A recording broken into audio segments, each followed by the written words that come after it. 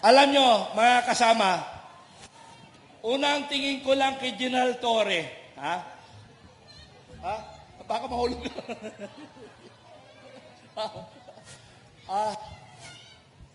At unang tingin ko lang kay General Torre, walang alam sa combat, walang alam sa gera.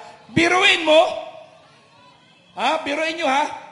Mayroon siyang 3,000 puwersa, 3,000, ha? 3,000. Ang tao niya, may 45, may Armalite, lalaban sa gera. Saan bang gera? Asan sinong ginigera niya? O ganun. Picture. Ha? Ha? Biruin mo, papasok sa isang religious compound, naka full combat gear, armado. Ako nga, lumalakad ako sa kabundukan, dalawa lang kami. Yung security ko may Armalite, ako 45 lang naglalakad. O sa kabundukan yun, ha? Kaya nakita ko sa kanya, wala siyang alam sa gera. Pag umasta, warrior. Walang alam. Walang alam. Walang alam sa gera.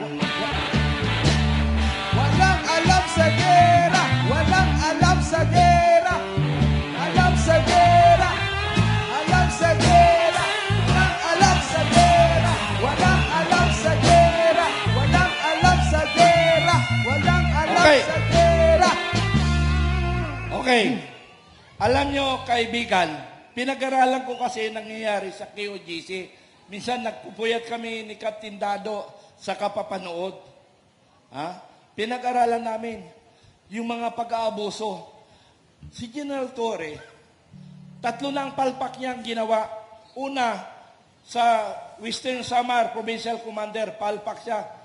Persona ng grata, ayaw siya makita kasi palpak. Tapos sa Quezon City, natandaan nyo ba sa Quezon City? Quezon City, pumalpak rin sa Quezon City siya. Nag-resign. Tapos ngayon, nagpasolsol na naman sa KOGC compound. Nagpagamit na naman siya. Palpak na naman! Palpak!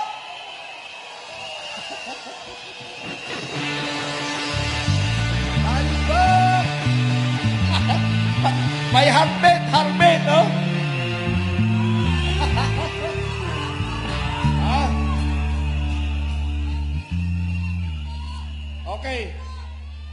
Okay. Ha? Mayroon daw heartbeat na natitibok niya. Ang problema pala, butiki, daga, ang na-heartbeat niya. Oh? Naloko na. Alam nyo kasi, kung hindi nila ginawa mga ganyan, wala gano'n sana mga picture. Ha?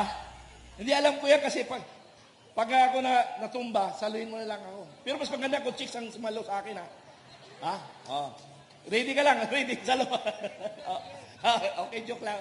Okay, alam nyo, doon sa nangyari sa KOGC, napakasakit sa kalooban ko na ganun ang trato ng aming mga kabaro sa kapwa naming kababayan. Hindi tama yon. Alam niyo mga kaibigan, humawak rin ako ng mga pulis at sundalo na mga estudyante. Alam niyo ba ang tinuturo ko sa kanila? Sabi ko sa kanila, tayong mga naka-uniforme, tayong naka-uniforme, lagi tayong nakangiti, lalo na sa community tayo. Bakit lagi tayo nakangiti? Dahil para ang taong bayan ay hindi kabahan sa atin. Hindi kabahan sa atin. Dapat laging nakangiti tayo, kaway. Sabi ko, kasi kung hindi kayo nakangiti at nakasimangot kayo na naka-tiger lock, ang sabi ng mga mamamayang Pilipino, nako, ang daming demonyo dito. Nakasimangot. So ang tingin nila, ay, nako, daming demonyo. Pero kung naka-smile tayo, nako, ang dami palang anghel dito. Spill secure. Tama hindi? Tama! Ayan.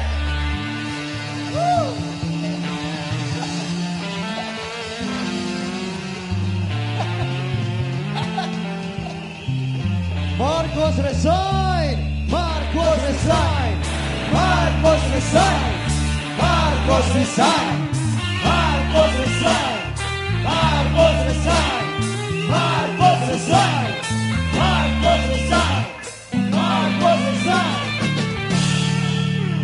Okay.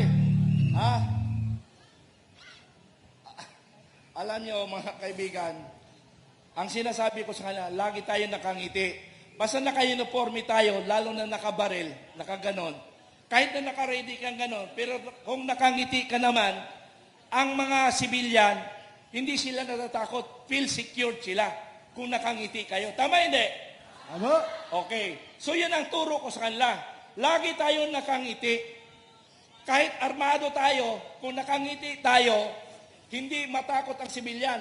At lalong nakangiti kayo, pagpangit kayo. Di ba? Mas nakakatakot pag pangit. Ha? Sana wala yung pangit. Wala si di bata. Ha? Mas nakakatakot kung sabi ko, lalo na kung pangit ka, mas nakakatakot. Dapat laging nakangiti ang sundalo pulis para feeling secured ang mga mamamayang Pilipino. Okay? So, balik tayo sa KOGC. Yun talaga, hindi ko makayanan ang ginagawa nila sa KOGC. Pinapanood namin, ano ba ang hinahanap nila doon? Si Pastor Kibuloy ba ang hinahanap nila? Ginto o US bases? Ha? Ano ba ang talagang layunin nila? Kasi nakikita ko na, hindi na yung layunin nila eh. Ha? Iba na. Ang problema lang, si Kernel, tignan mo ito, Kernel. Oh. Naghukay ngayon nasa delikadong kalagayan ng KOJC dahil masisela na bahagi, parte na ng lupa ang kanilang binubungkag. Okay, anong tawag nyo dyan? Anong tawag sa mga otoridad? Tama ba yan ginagawa nila o hindi? Tama ba yan? Hindi na yan makatarungan. Hindi na yan makatarungan.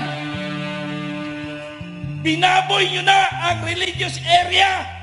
Tama! Binaboy nyo na. General Torre, mananagot ka. Mananagot ka sa taong bayan. Alam nyo, kung ako sa kalagayan na yan, at uutusan ako ng mali, dalawa lang pagpipilian ko. Tanggalin niyo ako sa posisyon o patayin niyo ako. Hindi ako susunod sa mali. Simpleng bagay lang yan. Ha? Alam ni General Torre ang tama't mali. Sabi niya, doon na lang kayo sa korte magreklamo. Paano kami magreklamo sa korte? Iginagago niyo na kami. Tapos na ang paggagago niyo bago magreklamo. Gago! Ha? Mali! Magreklamo kayo sa korte. Itapos na yung galit ko. Pagreklamo ko dun, nawala na yung galit ko, tapos na. Alam mo sa totoo lang, ayaw ko pa, parang gusto ko hamunin ng suntukan. Kahit maliit lang ako, kaya ko hamunin ng suntukan yan. Ha? Ito, Kaya ko yan. Kernel. Ha? Kaya ko. Kasi ang edad niya siguro, ang edad niya is 53. Mita. 53 siya, ako 64. Kaya ko pa siya. Kaya pa. 10 years gap, pwede pa, kaya. Pero pag 40 plus, hindi ko na kaya. Okay. So, kaya ko nagsasalita dahil hindi ko na talaga makayanan ang ginagawa, ang nangyari sa KOGC. So, ano ang solusyon natin sa KOGC? Wala tayong magagawa sa ginagawa ng gobyerno. Dahil sila ang gobyerno, sila ang power. Pero may magagawa tayo. Anong magagawa natin? Anong magagawa natin? Anong magagawa natin?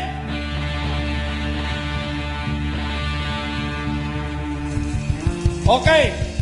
Ang magagawa natin, magkaisa tayong sambayanang Pilipino. Tama! Magkaisa tayong sambayanang Pilipino. Tama ka dyan, Kenneth! Hindi tayo bulag, hindi tayo bingi. Hindi tayo bulag at hindi bingi. Alam natin ang nangyayari sa ating bansa. Magkaisa tayo. Magkaisa tayo. Magkaisa tayo. Magkaisa tayo. Magkaisa tayo! Magkaisa tayo! Magkaisa tayo! Magkaisa tayo.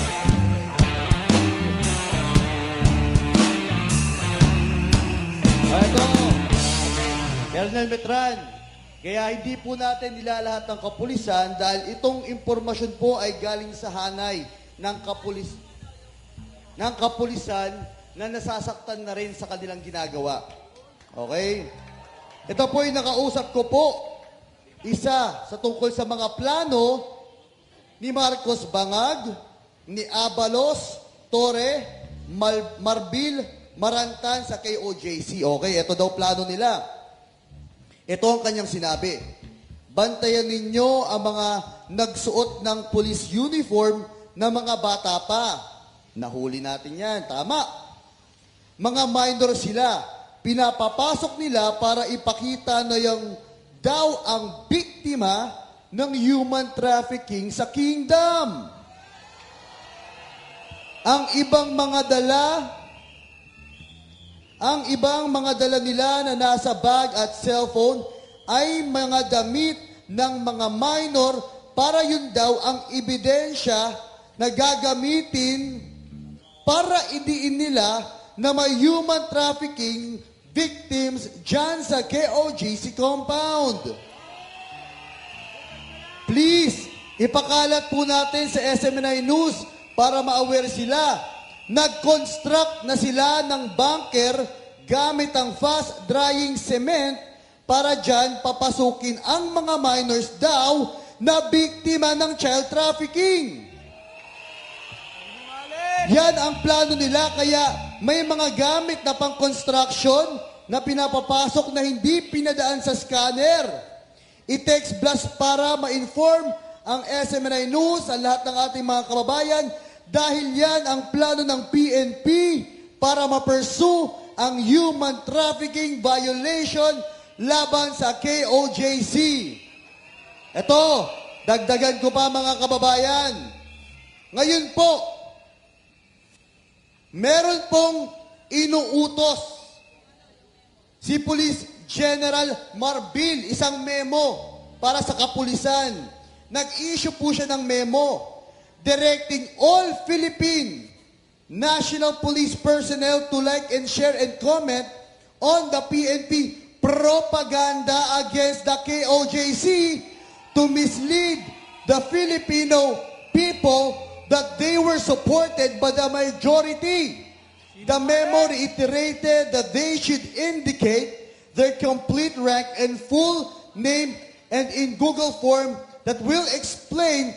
Yan ang form na ipinapakalat na kinakailangan daw ng kapulisan na gumawa ng propaganda na sisira sa PNP. Sa madaling salita, pinapagsinungaling sila ni General Marbil, kaya masakit sa kalooban ng iilan sa ating mga kapulisan na pinipilit sila ni PNP Chief na magsinungaling.